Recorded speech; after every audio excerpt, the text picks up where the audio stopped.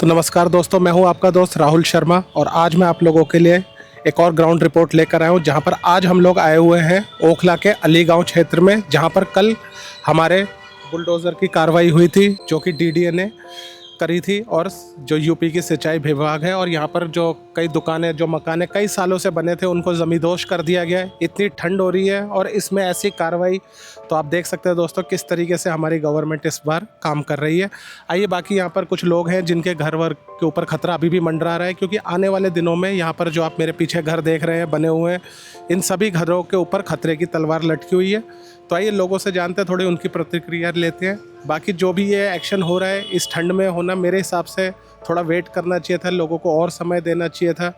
और साथ ही साथ दोस्तों, ये जो कार्रवाई हुई है मेरे हिसाब से तो गलती हुई है, क्योंकि इतनी ठंड हो रही है, लोग बेघर होने की कगार पर है। लोगों ने करोड़ों रुपए यहाँ पर घरों में बनाने में लगा दिए। देखिए, 5-5 मंजिल 4-4 मंजिल घर लगा दिए। ज़िंदगी भर की कमाई लग जाती है घर बनाने में और उसको गिराने में 1 घंटा भी नहीं लगता। तो आइए थोड़ा लोगों से उनके बारे में पता करते हैं।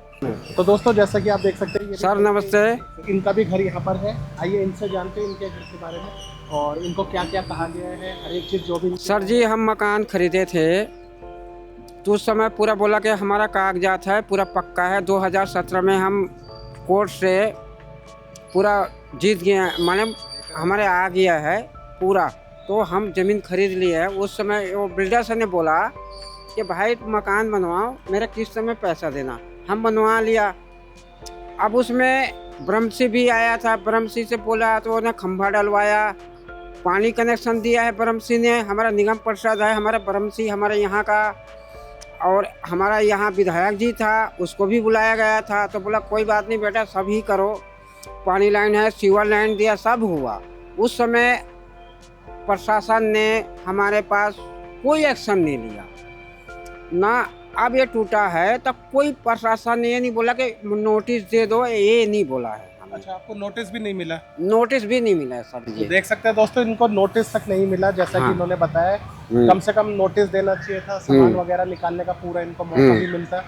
और आपके यहाँ पे पूरा अपना ही घर है? हाँ जी, ये मेरा ये झंडा लगा, ये मेरा मकान है जी। यहाँ पर झंडा लहरा रहा है। आपको मैं थोड़ा जूम करके दिखा। मेरा इसमें भाई 1,70,00,000 रुपया मैंने मकान में लगाया हूँ।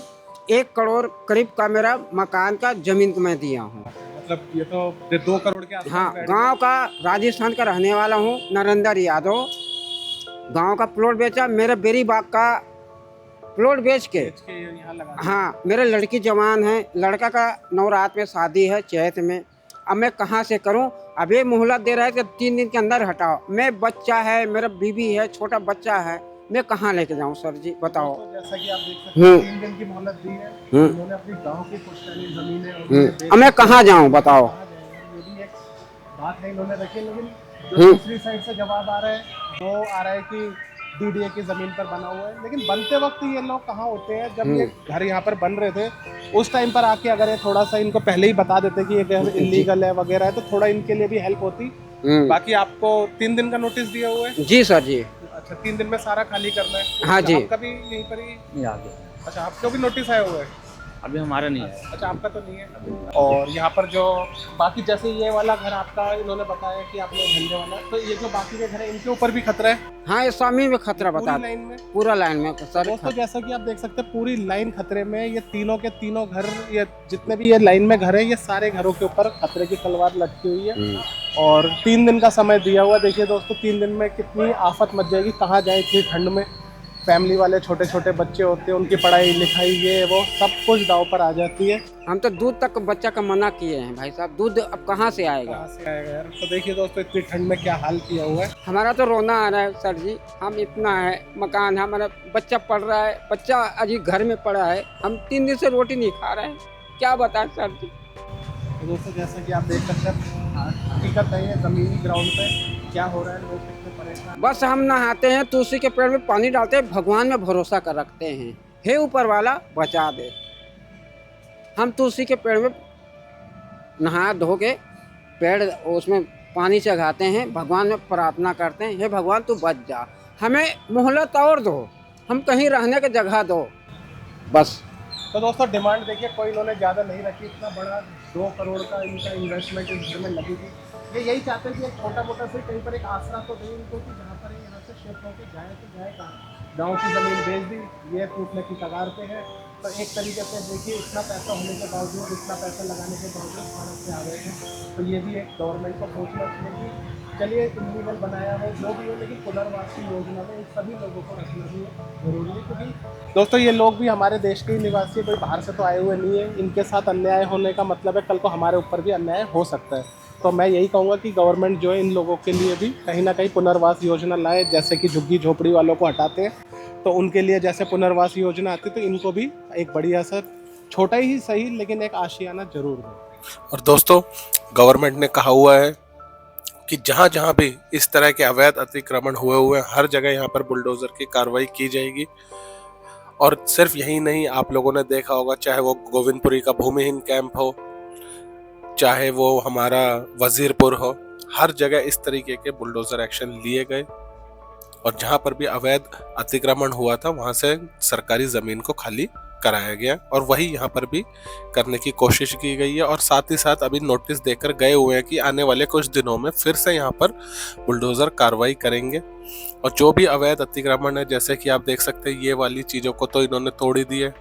ये देखिए छत में आपको पूरा ड्रोन व्यू में दिख रहा होगा मलबा वगैरह पड़ा हुआ।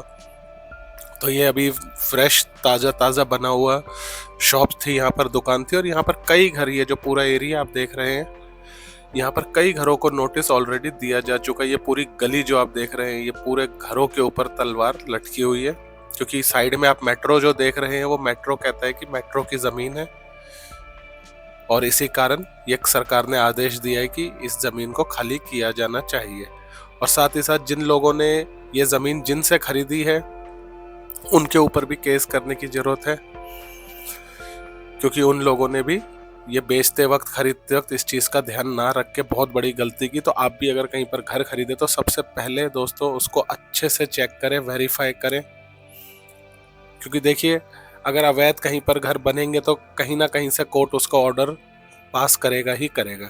ठीक है, आप लोगों ने कई जगह देखा, ये देखिए पूरा का पूरा ये अभी अभी ताज़ा बनी हुई दुकान थी और इस साइड का तो पूरा का पूरा दूर तक एंड तक हटा दिया। देखिए शटर वटर सब तोड़े गए हैं।